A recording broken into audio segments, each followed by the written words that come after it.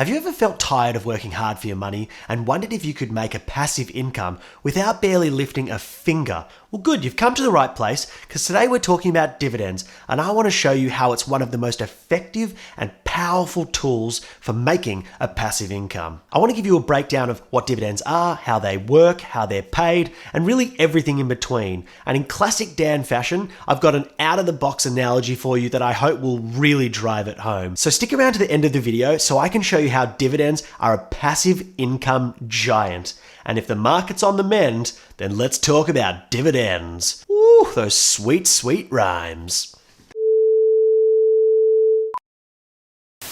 When a company earns profits, they can choose to do with those profits whatever they please. And one of the things they choose to do is pay it back to their investors or their shareholders. And that is called dividends. So either annually, semi-annually, or quarterly, they will pay money directly into their investors' bank accounts simply as a bonus for investing in their company. Consider it sort of like a thank you, essentially paying you for your support and loyalty. Dividend investing is extremely popular because it allows you to profit on your stock market trades in two different ways. The first way is through the dividends. You get money put into your account without you doing anything for the entire life of your investment. And the second way is by selling the stocks at a price that was higher than what you paid for, which is what we aim to do with any stock we buy. We buy low, we sell high. That's the goal of stock market investing. So let's go to my screen right now and have a look at an example.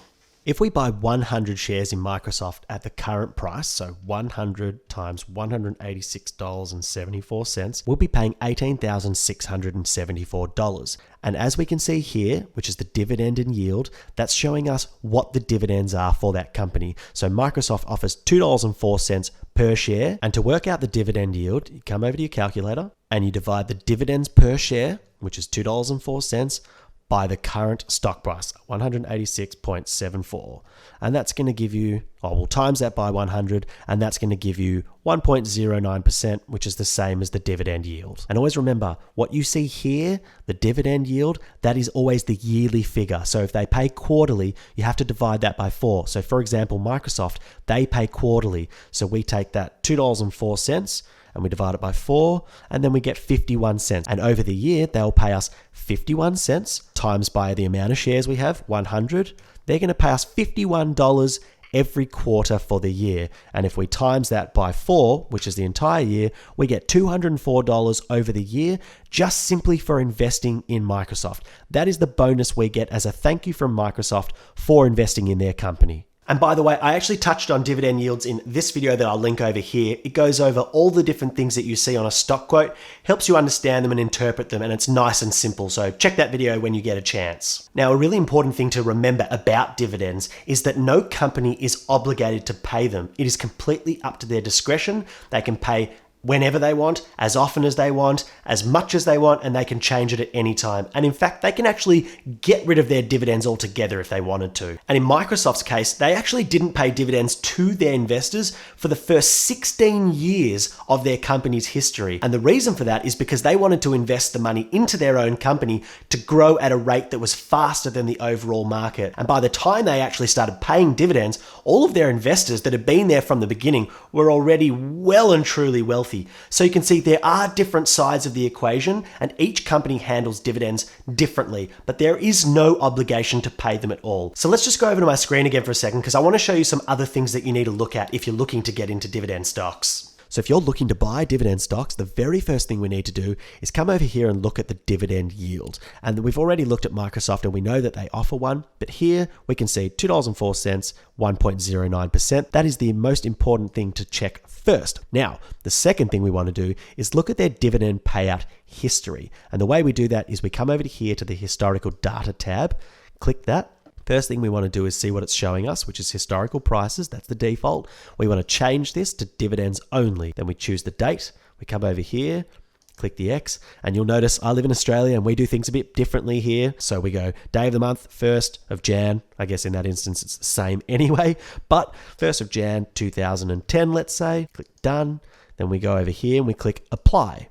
And what we'll see is that it shows us the dividend history. So if we go down to the bottom here, we can see that they pay 13 cents. Then it moved up to 16, moved up to 0.2, moving all the way up, to now they're paying 51 cents. And this is really, really important information because it's showing us that they pay not only consistent dividends, and they've always paid at least what they paid the year before, but they've actually increased their dividends over time every single year, which is a perfect trait for a dividend stock. That is what we're looking for. All right, so if you're a regular on this channel, you know I love to do a wacky outside the box kind of analogy to really drive a point home. Take some of these more complicated topics and subjects and make them really simple and put them in layman's terms. So that's what I'm going to attempt to do for you right now. Feast your pretty little ears on this one. All right.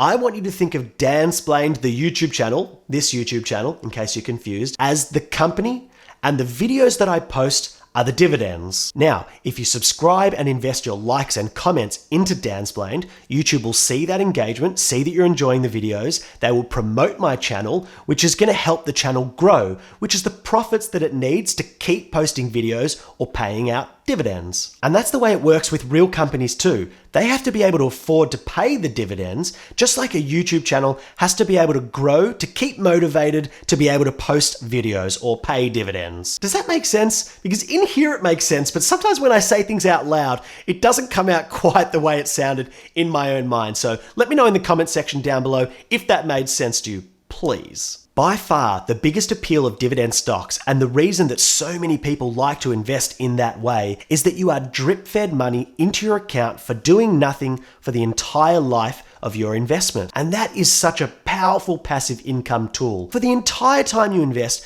you are earning a slow and steady income rather than just when you sell it like most other stocks that don't pay dividends. We earn that money when we do sell the stock, but we also make money along the journey, which is a beautiful thing. So let's look at an example of this using Microsoft again. Come over to the computer. So let's say that we buy 100 shares in Microsoft today at $186.74 and sell it in exactly 1 year's time, and let's pretend that it goes up 5% over the year. So we've got $186.74. We want to times that by 5% growth, 1.05, and that's going to give us a new stock price of $196. Now, let's subtract the original price to work out the difference. So we made $9.33 per share. Let's times that by the amount of shares we have, which is 100 in this example, and we made $934 just on the stock price alone over that 1 year. Now, here is where the beauty of dividend stocks comes in. We don't just make the $933, which is what we would have earned if Microsoft did not offer dividends, but they do. So we're going to go 2.04 times 100, and we would earn $204 worth of dividends over that year. So we make the $204 of dividends plus the $933.70, and we end up with $1,138, where if we were buying a normal stock that didn't provide dividends, we would have just earned the $933. So we earned an extra $204 for doing absolutely nothing, and that is the power of dividend investing, making profits on the stock price while making profits along the journey too. Now, this might all sound hunky-dory, and when you get everything right, it definitely can be, but there are other things to consider. Something that some companies do is boost their dividend yields really, really high to give people an incentive to invest in their company, and that can get to unsustainable levels, which is something that we really need to be aware of. Like we talked about earlier, dividends come out of the profits of a company, and that's known as the payout ratio, which is the percentage that a company pays out of their profits. So for example, if a company is paying 80, 90, or 100% of their profits back to their investors in dividends, how are they going to be able to sustain that long term? In all likelihood, they're not going to be able to do that, and they'll end up slashing their dividends or even getting rid of them completely, which is the exact opposite of what we're looking for if we're dividend investing. So if it looks like it's too good to be true, there's a really good chance that it is too good to be true. So keep those eyes peeled. All right, so let's quickly summarize that rapid fire style. First, dividends are a thank you that companies pay to their investors for investing in their company. Second, they do that either annually, semi-annually, or quarterly. Third, companies do not have to pay dividends. It is up to their own discretion how much, how often, and if they pay it at all. Dividends offer you two forms of income, and both of them are passive. The first is the actual dividends, which is a slow and steady income that you receive whether you sell the stocks or not.